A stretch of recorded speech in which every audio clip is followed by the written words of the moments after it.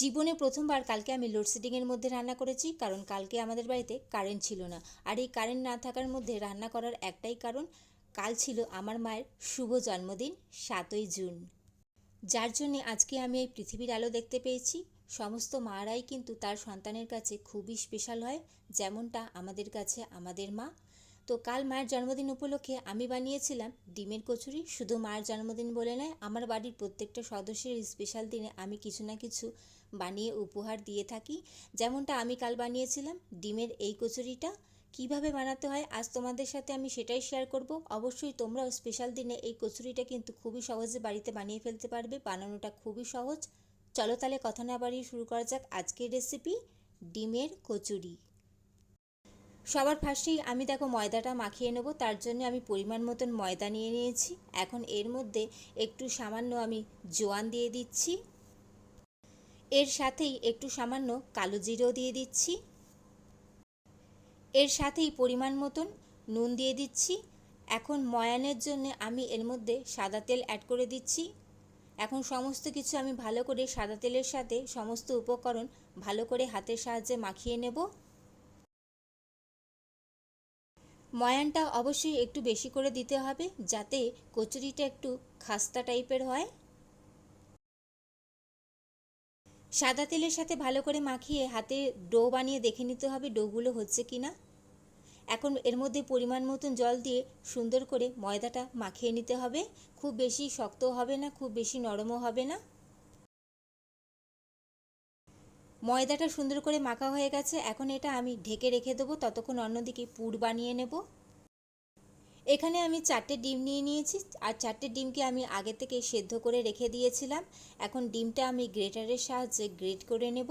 আমি এখানে প্রথমে 4টে ডিম নিয়েছিলাম, কিন্তু পরিমাণে বেশি হয়ে যাবে দেখে আমি 3টে ডিমই ব্যবহার করেছি। তো ডিমগুলো আমি ভালো করে গ্রেট করে নেব। ডিমগুলো আমি গ্রেট করে নিয়েছি। এখন পুরটা বানিয়ে নেব। পুর বানিয়ে নেওয়ার জন্য আমি কড়াই বসিয়ে দিয়েছি, আর ওর মধ্যে সাদা তেল অ্যাড করে দিয়েছি। তেল ভালো করে গরম হয়ে গেছে।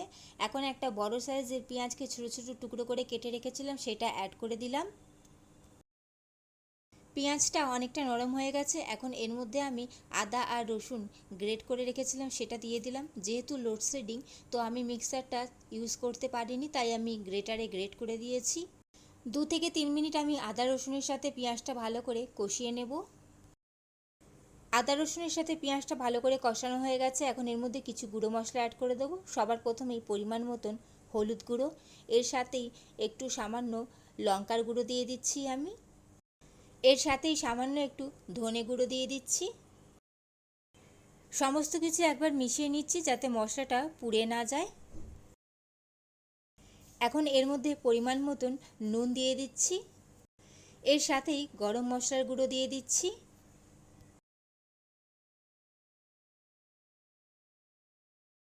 এখন অবশেষে একটু কসুরি মেথি দিয়ে দিচ্ছি। সমস্ত মশলা আমি 2 মিনিট ভালো করে কষিয়ে নেব।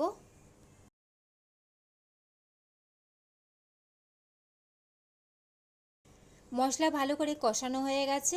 এখন গ্রেট করা ডিমটা আমি অ্যাড করে দিচ্ছি। এখন হালকা হাতে ডিমের সাথে সমস্ত মশলাটা সুন্দর করে মিশিয়ে নিতে হবে। দেখতেই পাচ্ছ সমস্ত কিছু সুন্দরভাবে মেশানো হয়ে গেছে, আর কতটা ঝরঝরে হয়ে গেছে। এখন নামানোর আগে ওপর থেকে আমি 1 চামচ মতন একটু ছাতু দিয়ে দিচ্ছি বাইন্ডিংয়ের জন্যে। এখন আবারও সমস্ত কিছু হালকা হাতে একবার মিশিয়ে নিলেই কিন্তু পুর একদম রেডি হয়ে যাবে।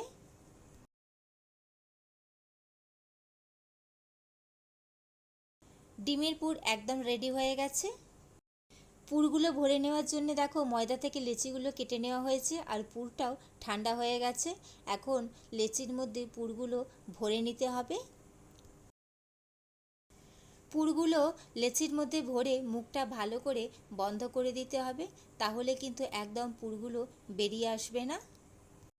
ডিম খেতে যদি তোমার ভালো লাগে, তাহলে অবশ্যই ডিমের কচুরির এই রেসিপিটা একবার ট্রাই করে দেখতে পারো, কারণ ভীষণই ভালো হয়, খুবই টেস্টি হয় খেতে। আমি পার্সোনালি তোমাদেরকে বলছি, পারলে অবশ্যই রেসিপিটা একবার ট্রাই করে দেখো। বানানোটা কিন্তু খুবই সহজ, যেটা তোমরা দেখতেই পেলে। পুর ভরা একদম রেডি হয়ে গেছে, আর দেখতেই পাচ্ছ 3টে মাত্র ডিম দিয়ে কিন্তু এতগুলো লেচি তৈরি হয়েছে।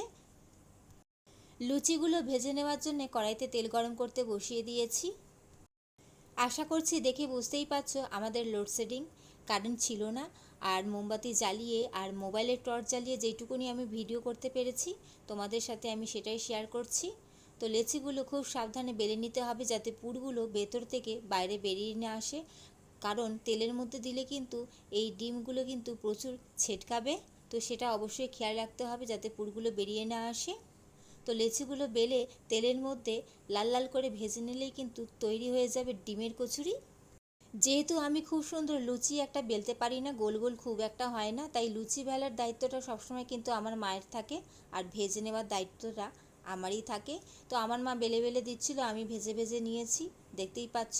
আর প্রথমে দেওয়ার পর কিন্তু সাথে সাথে একদম নাড়বে না, যখন এটা ওপরে ভেসে উঠবে তখন হালকা হাতে এটা নাড়াচাড়া করবে। এইভাবে এক এক করে ভাজা করে নিলেই তৈরি হয়ে যাবে ডিমের কচুরি। আর এটা তোমরা আলুর দম বা পনিরের যে কোনো আইটেমের সাথেই খেতে পারো, খুবই সুন্দর লাগে। তো আমার মা বানিয়েছিল এর সাথে খাবার জন্য আলু পনিরের দম, যেটা আমার মা ভীষণ সুন্দর বানায় সম্পূর্ণ নিরামিষ পদ্ধতিতে। তো এই ছিল কালকে আমার মায়ের জন্মদিনের স্পেশাল আয়োজন। কেমন লাগলো তোমাদের আজকের রেসিপি অবশ্যই সেটা কমেন্ট করে জানাবে। ভালো লাগলে অবশ্যই লাইক কমেন্ট শেয়ার করে দিও, এবং অবশ্যই এরকম নতুন নতুন রেসিপি পাওয়ার জন্যে আমার চ্যানেলটি সাবস্ক্রাইব করে আমার পাশে থেকো। চলো টাটা।